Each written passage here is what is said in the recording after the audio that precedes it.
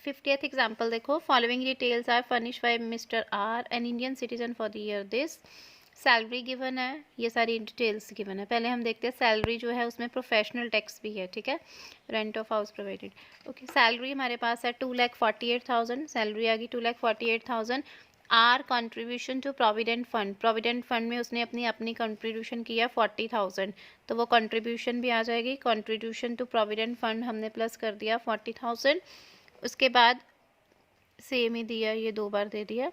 Employer contribution, अब employer जो contribution देता है वो हम माइनस करते हैं, बाद में करते हैं। Rent of residential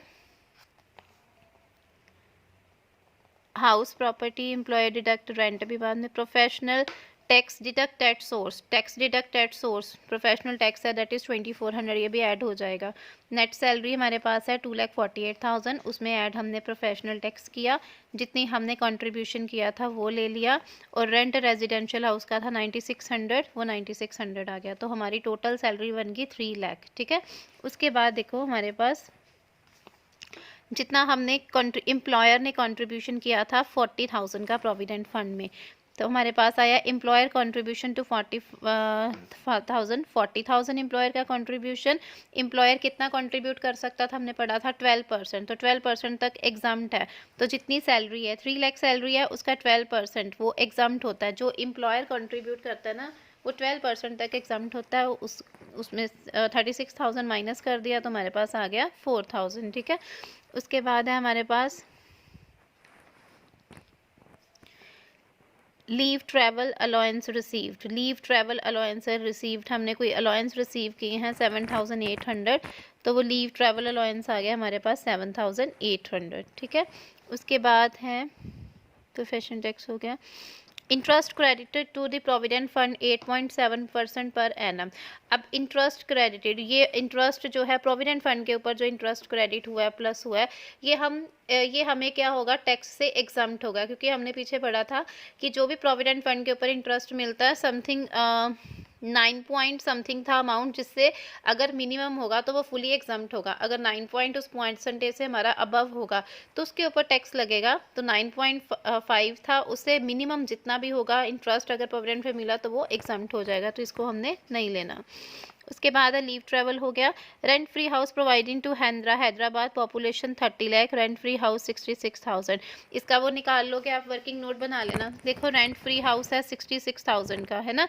actual rent वो ये इतना रिसीव कर रहा है, तो हमने क्या करना होता है, जितनी सैलरी लेनी होती है, सैलरी जितनी है उसका हम लेते हैं 10% विच एवर इज लेस लेना, तो वो आप निकाल लोगे इसका। Bonus equal to 1 month salary, bonus equal to 1 month salary, bonus equal to 1। अब सैलरी हमारी जितनी है उसका हमने 1 मंथ, सैलरी कितनी थी बेटा 3 लाख, तो 3 लाख का 1 मंथ, 3 लाख का 1/12 कर लेंगे। Bonus equal to 1 month salary, 3 lakh का 1/12 कर लिया तो वो आ गया 25,000, ठीक है। उसके बाद है हमारे पास ये remote locality allowances 3,000 per month के मिल रहे हैं, यानी कि 3,000 पर मंथ 36,000, उसमें से एग्जाम्प्ट कितना है 200 पर मंथ 2,400, 36,000 में से 2,400 माइनस कर दिया तो आ गया 33,600।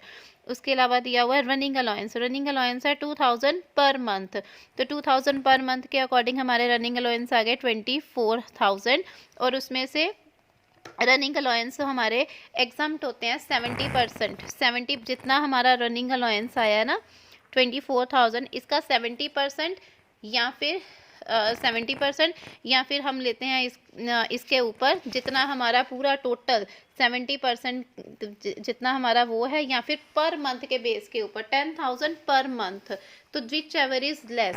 अब देखो हमारे पास रनिंग अलाउंस है 2,000 पर मंथ 24,000, इसका 70% निकाल लोगे तो आना है 16,800, या फिर 10,000 पर मंथ, पर मंथ तो हमारे पास मंथ तो बेटा 12 है, तो 12 को 10,000 के साथ करोगे तो वो तुम्हारा बहुत ज़्यादा बन गया, तो which ever is less 70% less होगा तो वो हमने एग्जाम्प्ट कर दिया, तो वो आ गया 7,200।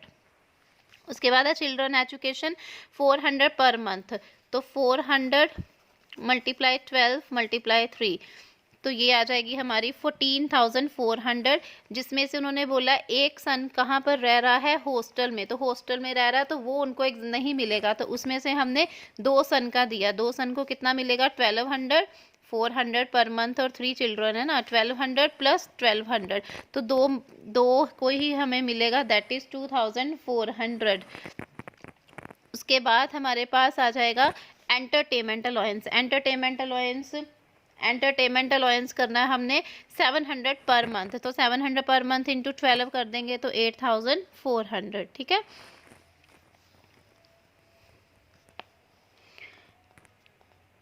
उसके बाद अमाउंट कंट्रीब्यूशन टू पीपीएफ ये निकालते हैं। पहले आप निकालोगे, ये ऊपर हमने छोड़ा था rent free house provided by 66,000। अब देखो हमारे पास रेंट फ्री हाउस, एक्चुअल में हमारा रेंट में मिल रहा है 66,000, 66,000 मिल रहा है।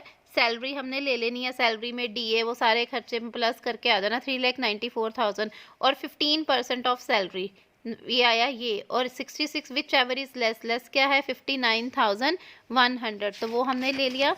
और उसमें से सैलरी जो हमारा employer, rent of residential by employer, वो उसकी सैलरी में से इतना डिडक्ट कर रहा है 9600, तो वो हमने माइनस करके जितना विच एवर इज लेस आया था उसमें से जो एम्प्लॉयर पे कर रहा है 9600 माइनस करके आ गया 49,500, तो वो हमने ले लेना है value of concessional rent house 49,500।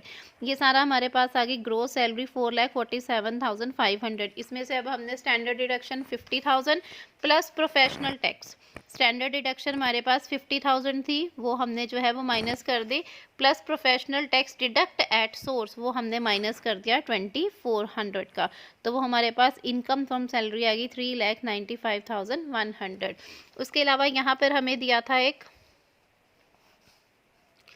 Amount contributory to PPF account. PPF 1,30,000 का पीपीएफ में जा रहा था, और एक ऊपर था हमारा उसकी आउन जो एम्प्लॉयर की कंट्रीब्यूशन थी वो थी 40,000 की। अपनी कंट्रीब्यूशन कितनी थी 40,000 की, 40,000 का वो, और जितनी पीपीएफ में की थी 1,30,000, तो 1,70,000 आया। और हमने पढ़ा था ये कौन सी डिडक्शन है बेटा, अभी हमने 80C के अंदर जो डिडक्शन की थी उसके अंदर है, और टोटल डिडक्शन 80C के अंदर हमें कितनी मिलती थी 1,50,000 की, हमारी बनी 1,70,000 की, उसमें से 1,50,000 की हमें टोटल इनकम जो है उसमें से डिडक्ट हो गई, ठीक है।